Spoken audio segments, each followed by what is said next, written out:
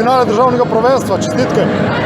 To je za začetek, glavši so še vroče.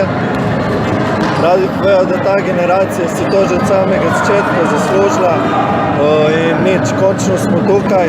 Finale se ne igra, gremo na zmago.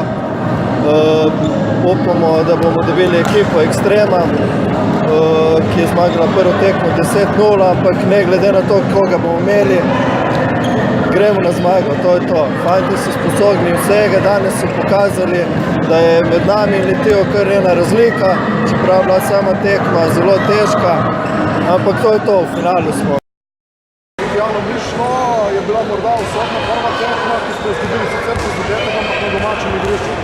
Jaz ne bi rekel, da nam ni šlo. Mi smo pokazali eno kvaliteto, mi smo pokazali napredek v igri. Glede na to, da smo s tole ekipo v Litiji par mesecev nazaj dobili 15 namadov, smo izgubili 15 stenah.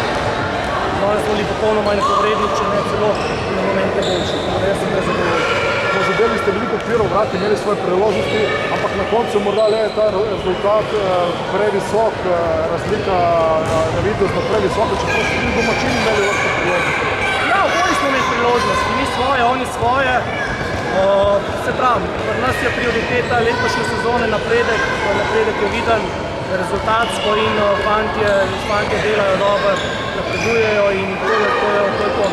Me veseli, da smo imeli dober polfinale, da je bil moški polfinale, so fantje pokazali kvaliteto in definitivno imamo v slovenskem futsalu